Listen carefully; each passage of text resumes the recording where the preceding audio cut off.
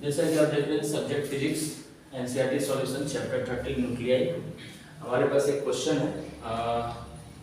ऐसे तो ये क्वेश्चन बहुत इजी है, बट थोड़ा सा इस क्वेश्चन के अंदर डाउट कभी कभी क्लियर हो जाता है, क्योंकि हर बार एक ही क्वेश्चन एक ही फॉर्मूले से हो ऐसा जरूरी नहीं है।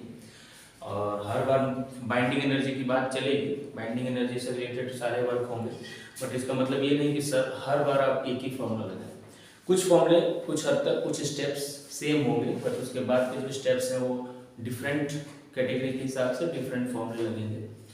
तो सबसे पहले हमारे एनसीईआरटी का न्यू सिलेबस के हिसाब से चैप्टर नंबर 13 न्यूक्लियाई का तीसरा नंबर का क्वेश्चन है। इसमें आप देख सकते हैं क्वेश्चन दिया है कि एक कॉपर है, और कॉपर इन द सेंस एक कॉइन है। हम एज्यूम कर लेते हैं कि वो कॉपर से मटेरियल से बना हुआ है, और उसका जो मास है 3 ग्राम दिया हुआ है। तो हम लिखेंगे mass of given coin is 3 ग्राम। अब मास ऑफ कॉइन का जो वजन हमने था लिख दिया है 3 ग्राम। और क्वेश्चन में पूछ रहा है कि आप इस कॉइन से, कॉइन के अंदर जो मटेरियल बना हुआ है उसमें जो प्रोटॉन और न्यूट्रॉन को सेपरेट करने के लिए कितनी न्यूक्लियस पे एनर्जी देनी पड़ेगी, वो आप फाइंड करके बताओ, nuclear energy.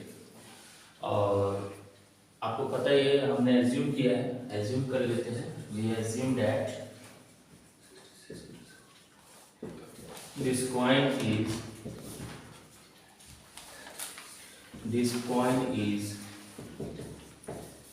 made up by copper. कौन से मटेरियल से बना है? कॉपर। ठीक है। तो जैसे अगर एक कॉपर मटेरियल है तो हमारे पास इसका मास ऑफ न्यूक्लियॉन दिया हुआ है, mass of nucleons for copper, that is mass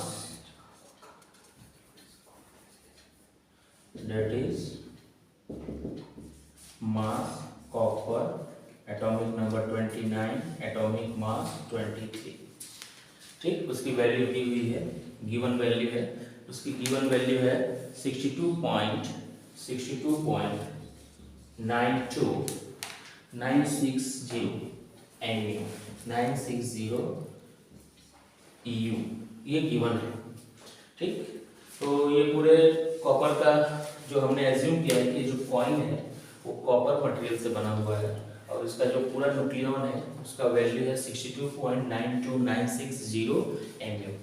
तो हमें क्या फाइंड करना है? सबसे पहला स्टेप आपको पता ही है, सबसे पहला स्टेप हम इसमें ये देखेंगे कि प्रोटॉन और न्यूट्रॉन का जो हमारे पास मास दिया हुआ है, mass of neutron, mass of proton, उसके जरिए हम पहले मास डिफेक्ट निकालेंगे। तो क्या वो वैल्यू सेम आ रही है या डिफरेंट आ रही है? अगर डिफरेंट आ रही है तो फिर हम आगे स्टेप बढ़ा देंगे। तो सबसे पहले मास ऑफ प्रोटॉन आपको याद होना चाहिए, नहीं तो आप ये कैलकुलेशन नहीं कर पाएंगे। 1.00783 U ये मास ऑफ प्रोटॉन है। फिर मास ऑफ न्यूट्रॉन आपका हो जाएगा 1.00865 U। अब उसके आगे भी वैल्यू है तो उसके जरिए आप उसको कन्वर्ट करेंगे तो 6 हो जाएगा। ठीक, तो मास ऑफ प्रोटॉन हो गया 1.00783 MU, mass of proton 1.00865 AMU। ठीक, अब इतना जो चीज हमारे पास गिवन है वो सारी वैल्यू है। अब इसको आगे बढ़ाने के लिए, अब अगर 2 मिनट का पॉज दे रहा हूँ, आप इसको लिख लीजिए, फिर हम आगे बढ़ते हैं। स्टॉप नहीं करना है, कंटिन्यू रखो, स्टॉप नहीं करना है, चलने दो। ये 2 मिनट का स्टॉप इन द सेंस थोड़ा सा मैं रुक जाऊंगा, तब तक वो लिख लेंगे। ठीक, अब इसको मैं रफ कर रहा हूँ, ये सब गिवन डेटा है मेरे पास, ये गिवन डेटा मेरे दिमाग में है, आप इसको लिखना पड़ेगा आपको, नहीं तो मैं तो कंटिन्यूअसली आगे बढ़ता जाऊंगा, आपको पता भी नहीं चलेगा कहाँ पे क्या यूज हो गया। ठीक है, तो ये मैं रफ कर रहा हूँ।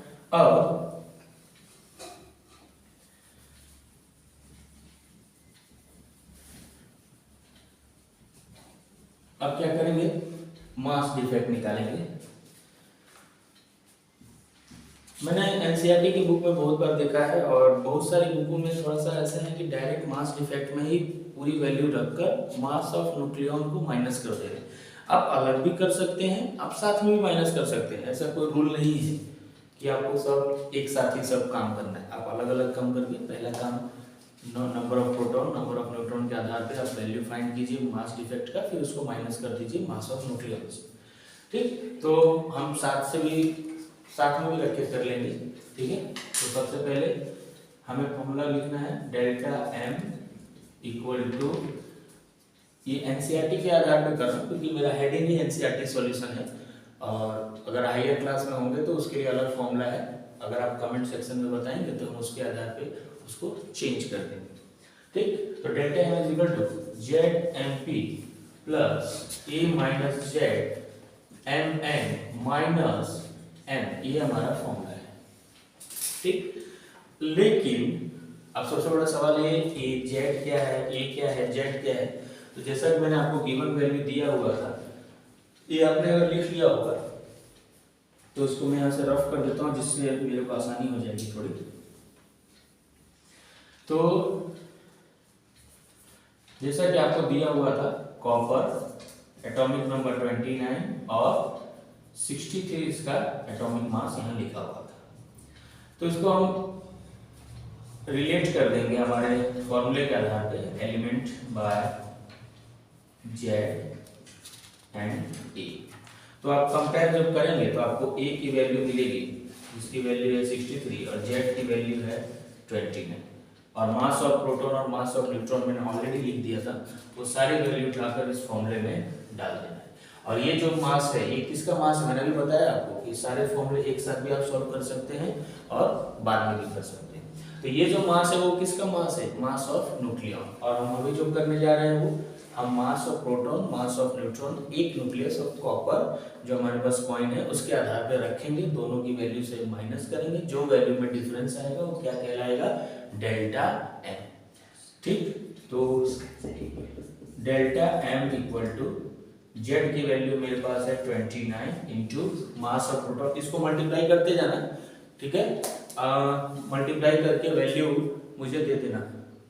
ठीक, 29 मास ऑफ प्रोटॉन है 1.00783 U प्लस एटॉमिक मास की वैल्यू है 63 माइनस जेड की वैल्यू है 29, मास ऑफ न्यूट्रॉन मेरे पास पड़ा हुआ है 1.00865 U।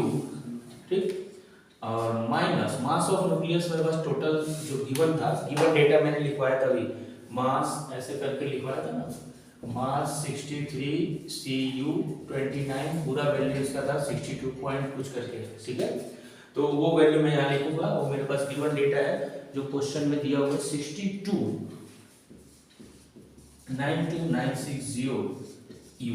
ठीक है, मैंने लिख दिया। तो सबसे पहला काम डेल्टा एम इक्वल टू, इसको मल्टीप्लाई किया तो कितना है 29.2271 U प्लस 63 माइनस 29 करेंगे 34 into 1.00865 U minus 62.92960 U। Now again delta m equal to 29.227186 U plus 34 into 1.00865 U कितना है 34.2941 U माइनस 62.92960 U। अब इसको और इसको पहले प्लस करो फिर इससे माइनस करो, तो हमारा वैल्यू कितना आएगा, डेल्टा m इक्वल टू कितना है, इसको प्लस करने पे थोड़ा फास्ट करो, प्लस 63। ठीक, प्लस कर लिया, प्लस किया तो कितना है 63 पॉइंट। अच्छा ठीक है, अभी थोड़ा नीचे ज़्यादा नीचे जाते जा रहा है, तो एक काम करते हैं पहले इतना लिख लीजिए, फिर उसके आगे का प्रोसेस में ऊपर पहले इतना रफ करूंगा, नीचे का उतना ही रहेगा, फिर मेरे को करने में भी आसानी रहेगी। ठीक है, मैं 2 मिनट के लिए हट जा रहा हूँ। ठीक, इसमें डेल्टा निकालने के बाद फिर हम उसकी बाइंडिंग एनर्जी प्लस उसके बाद हम उसको 931 मेगा इलेक्ट्रॉन वोल्ट से मल्टीप्लाई भी करेंगे, ठीक है, हो गया, ओके। तो मैं रफ कर दूं, ठीक। डेल्टा एम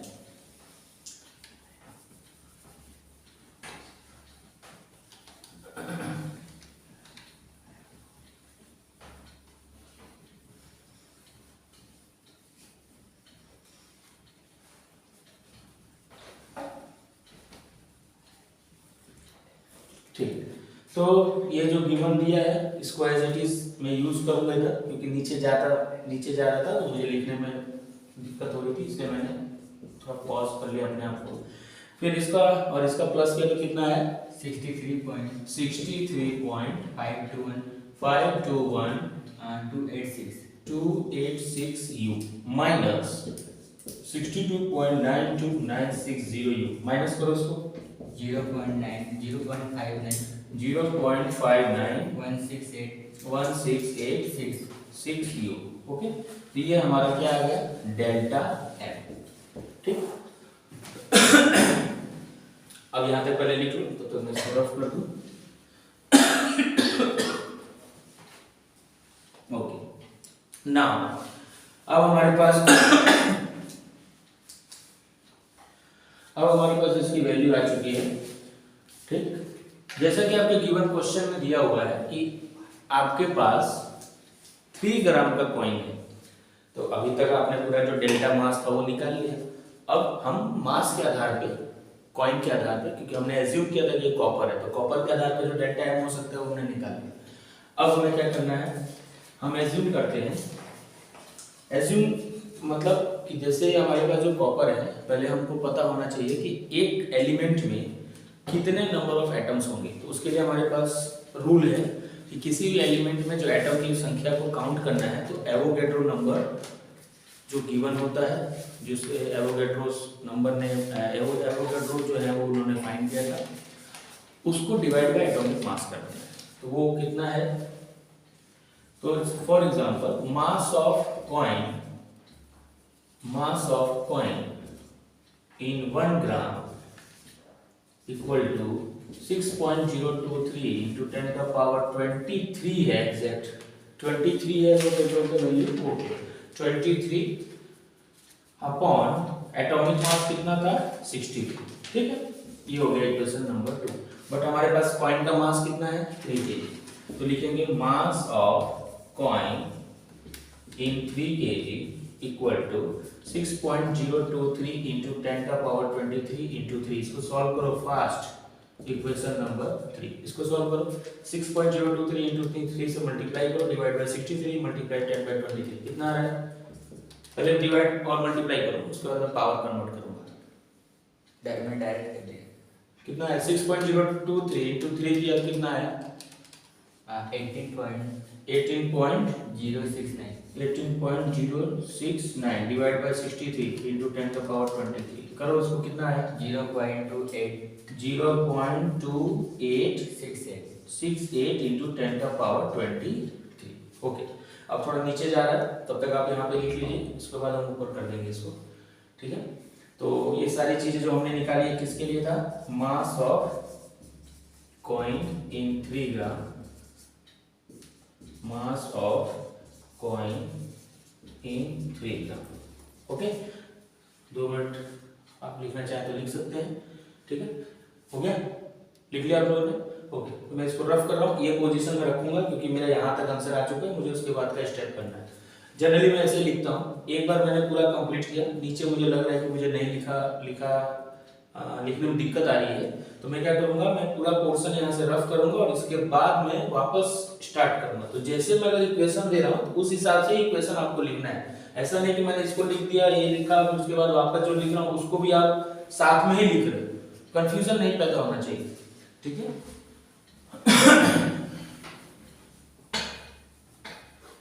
ओके,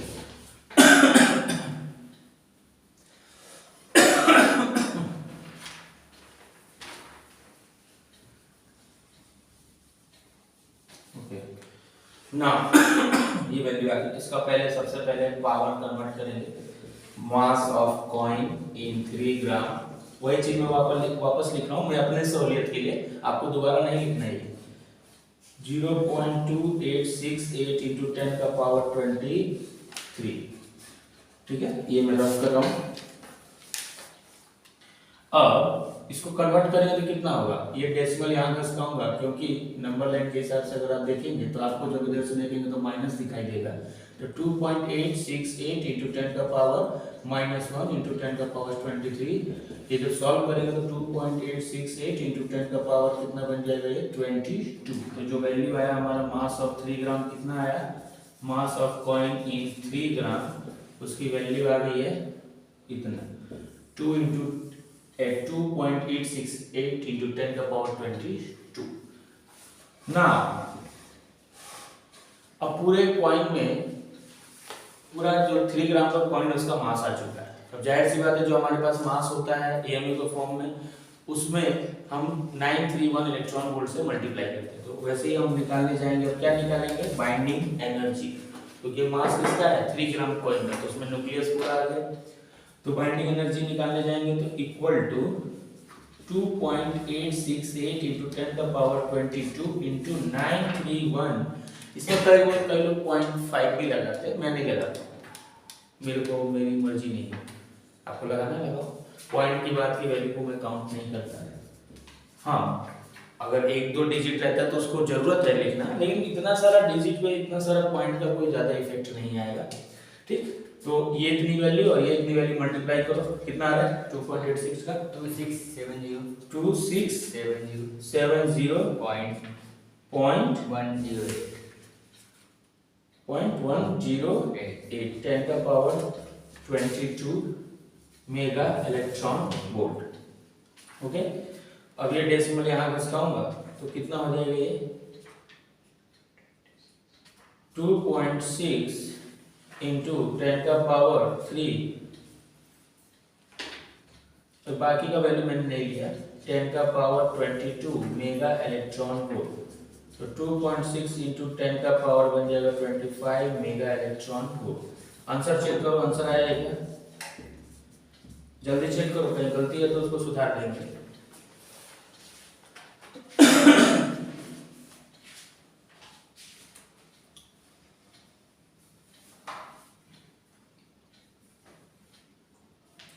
आंसर सही है, ठीक, कितना आंसर है 2.6 इंटू 10 का power 25 mega electron volt. Okay, question number 3 है ये, आ गया 2.5। ओके, हाँ ठीक। कई लोग क्वेश्चन कर सकते हैं कि सर यहाँ पे 1.5 जितना वैल्यू आ रही है और आप यहाँ पे 2.6 10 का पावर 25, मैंने पहले ही बोला स्टार्टिंग लेक्चर में ही कि इस तरह के क्वेश्चन आप एक ही मेथड से करें ये जरूरी नहीं, बहुत सारे मेथड हैं।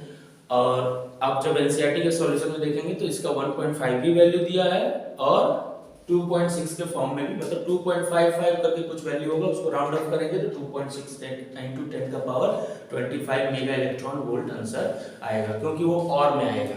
ठीक, या तो 1.5 इंटू 10 का पावर 25 लिखिए, या तो 2.6 या 2.553 जो भी वैल्यू है तो आप दोनों लिख सकते हैं। ठीक है, तो रट्टा नहीं मारना है, कॉन्सेप्ट के आधार पर करना है। तो ये बाइंडिंग एनर्जी लगेगी एक न्यूक्लियस को तोड़ने में, किसके, कॉइन के।